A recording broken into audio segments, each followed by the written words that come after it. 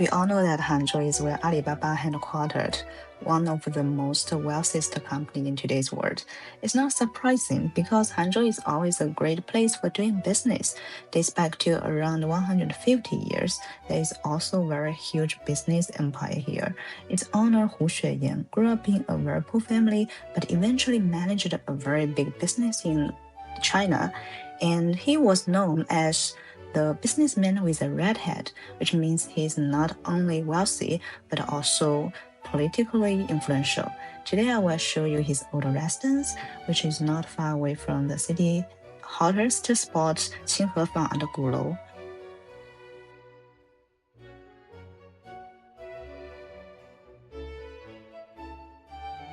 Across the street from the Zhang Tower, the former residence is located on Yuanbao Street, and its entrance is quite low-key. But once you step inside, you'll find it's almost like a labor maze.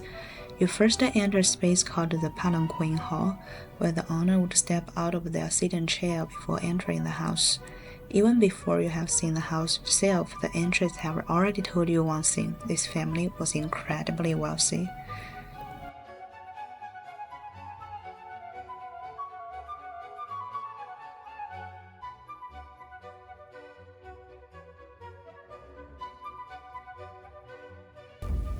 Who started his career as an assistant in a bank when he was very young. During his youth, China was going through enormous changes like the Opium War between Qing Dynasty and the Britain, also the Taiping Rebellion. And these conflicts totally changed the old system, the old economy system, because the wealthy people fled the city, but who chose to stay and started his own bank.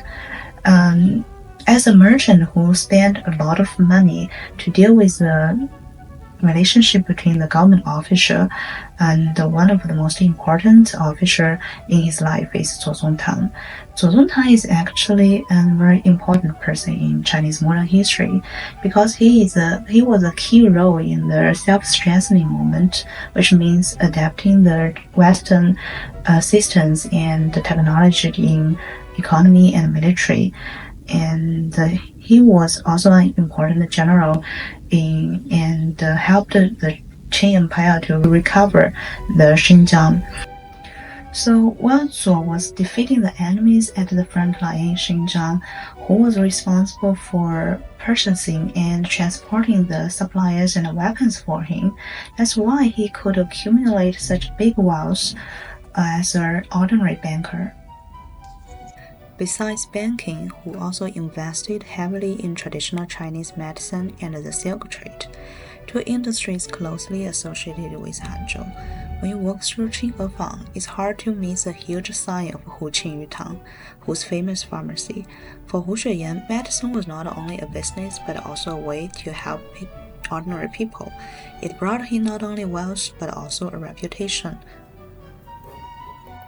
Whose success come largely because of Zuo, and in the end, his downfall come for the same reason.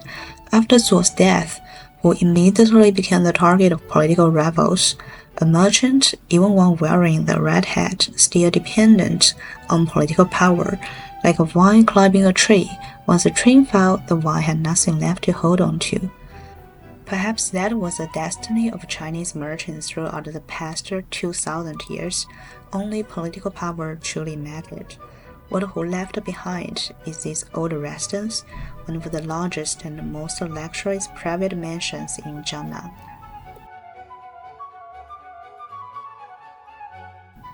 The mansion is a combination of the residence and the gardens, but sometimes it's hard to distinguish these two because there are pavilions, plains, and miniature mountains created by the Taihu rocks everywhere.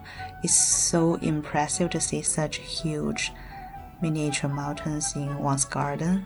I think it's a little bit oppressive.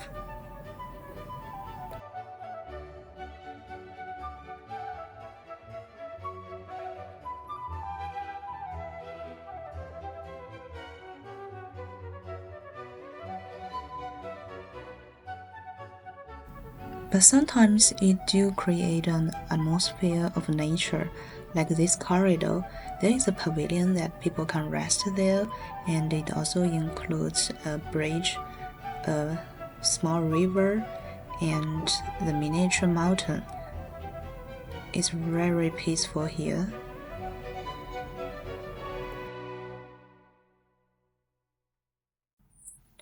The most famous one is HuXueyan, also the major garden of the mansion. Like Guozhuang, it follows the Hangzhou garden style, using large quantities of Taihu rocks to create miniature mountains and caves, bringing nature into the house itself.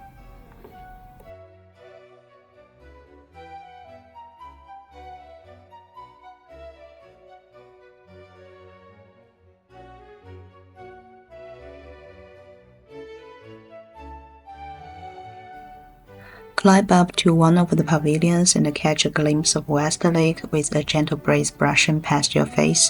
Follow the rocky path left deliberately rough, giving the garden a touch of untamed nature. Then step down the other side into a dim corridor where layers of leaves frame the garden like a series of paintings. Walk across the bridge, sit for a while in the pavilion called Sun and Rain, and watch the fish drifting beneath the water. A Chinese garden is never meant to be seen from a single sweep. You keep moving, turning corners, climbing, descending, looking through windows and between leaves. Within this limited space, every few steps reveal a completely different view.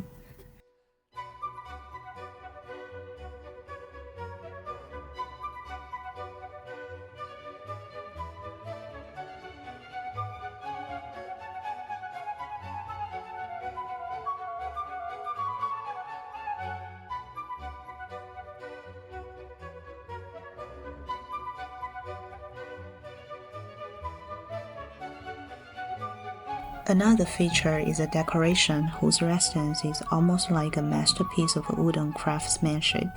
You can find all kinds of precious wood here, used for pillars, doors, roof trusses, windows, and furniture.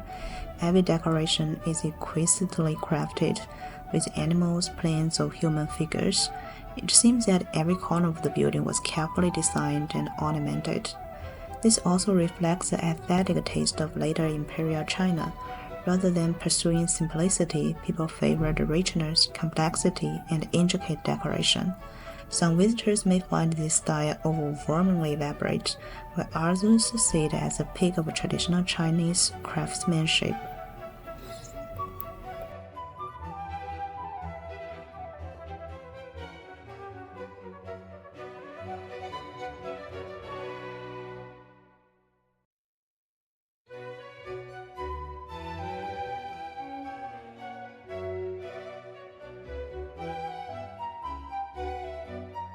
From the Western culture, you can also find some beautiful glasses here.